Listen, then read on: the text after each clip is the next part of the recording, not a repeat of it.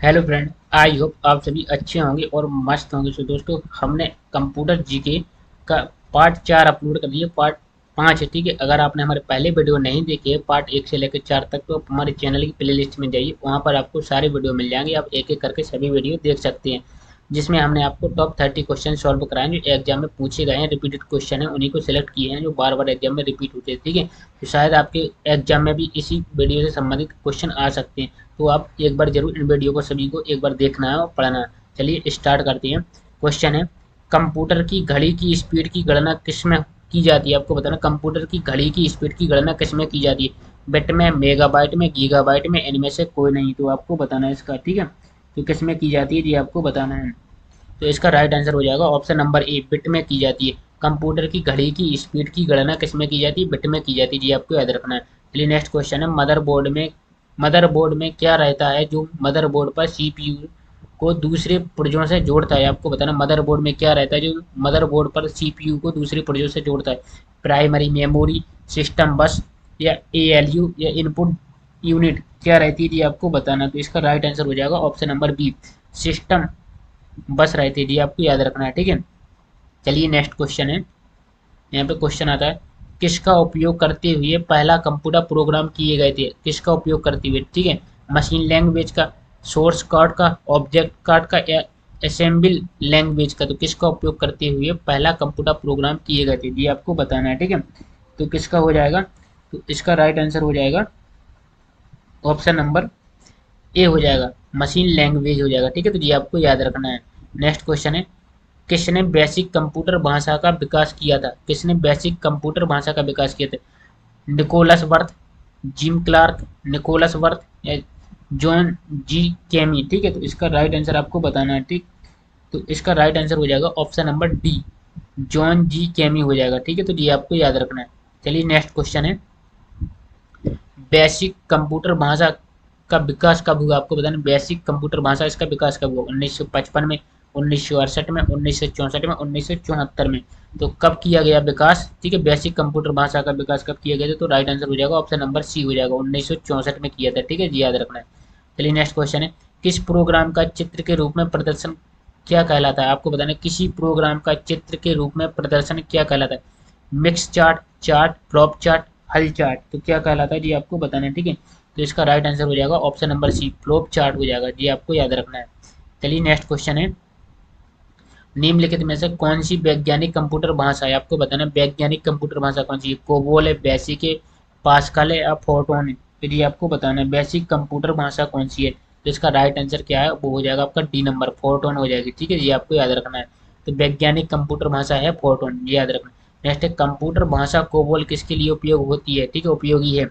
तो ग्राफिक कार्य के लिए, व्यावसायिक कार्य के लिए, वैज्ञानिक कार्य के लिए, इनमें से कोई नहीं। तो जी आपको बताना है। तो कंप्यूटर भाषा कोबोल किसके लिए हो जाएगी? तो ये हो जाएगी, इसके राइट आंसर हो जाएगा ऑप्शन नंबर बी, ठीक है।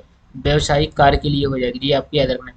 तो अभी हमने बताया वैज्ञानिक कंप्यूटर भाषा किसके लिए बताया था? फोटोन के लिए, ठीक है। तो कोबोल किसके लिए हो जाएगी? व्यावसायिक कार्य के लिए जी, आपको याद रखना है। चलिए नेक्स्ट क्वेश्चन है, यहाँ पता है किस कंप्यूटर भाषा का प्रयोग वाणिज्यिक कार्यों के लिए किया जाता है? देखो यहाँ पे वाणिज्यिक कार्यों के लिए किस भाषा का प्रयोग किया जाता है?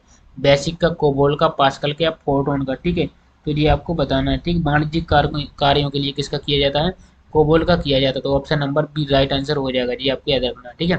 नेक्स्ट है, अंग्रेजी भाषा के समान उच्च स्तरीय कंप्यूटर भाषा है? तो अंग्रेजी भाषा के समान उच्च स्तरीय कंप्यूटर भाषा है C double plus, COBOL, Pascal, या फोर्टोन? तो जी आपको बताना है, ठीक है। तो इसका राइट आंसर क्या हो जाएगा? ऑप्शन नंबर बी हो जाएगा, कोबोल हो जाएगा, ठीक है। तो ये आपको याद रखना है।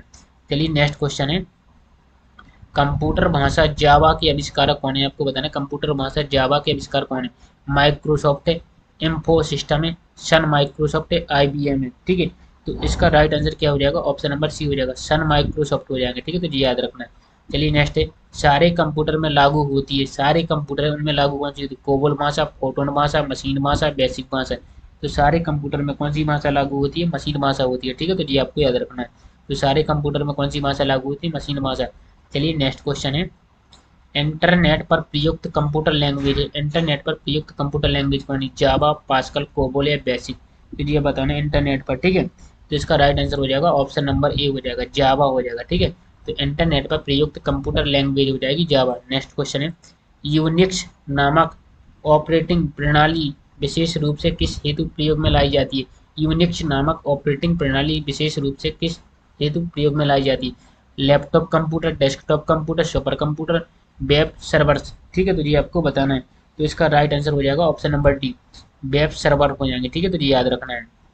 चलिए नेक्स्ट क्वेश्चन है यहाँ पे, किस प्रोग्रामिंग लैंग्वेज को ट्रांसलेटर की जरूरत नहीं होती है? आपको बताना किस प्रोग्रामिंग लैंग्वेज को ट्रांसलेटर की जरूरत नहीं होती है। ठीक है, तो ये आपको बताना है। ठीक, किसको नहीं होती है?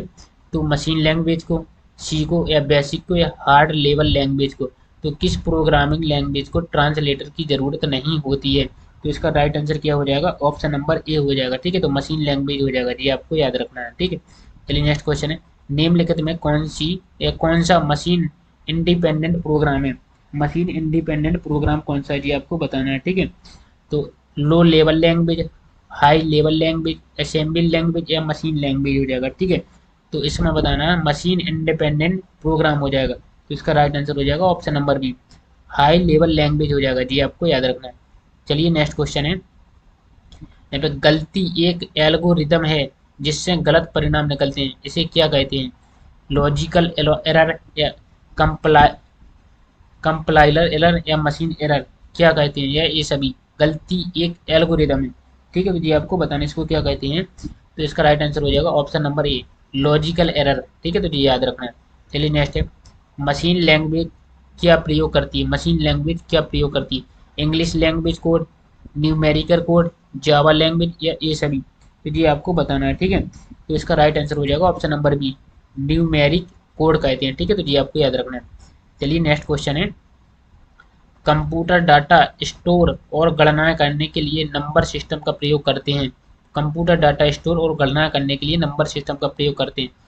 हेक्साडेसिमल, ऑक्टल, बाइनरी, या दशमलव, क्या करते हैं जी आपको बताना है। ठीक है, तो इसका राइट आंसर हो जाएगा ऑप्शन नंबर सी हो जाएगा। क्या करते हैं? बाइनरी करते हैं। तो जी आपको याद रखना है।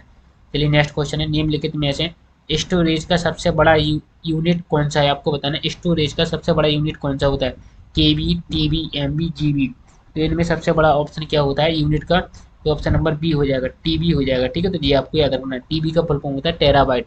अब आपको बताना कमेंट में एमबी, जीबी और केबी का फुल फॉर्म क्या होता है। ठीक है, तो चलिए नेक्स्ट क्वेश्चन है यहाँ पे, बिट किसका लघु रूप है? आपको बताना बिट किसका लघु रूप है। जी आपको बताना है बिट किसका लघु रूप है। ठीक है, तो किसका हो जाएगा? मेगाबाइट का, बाइनरी लैंग्वेज का, या बाइनरी डिजिट का, या बाइनरी नंबर का हो जाएगा। तो किसका हो जाएगा? बिट किसका लघु रूप हो जाएगा?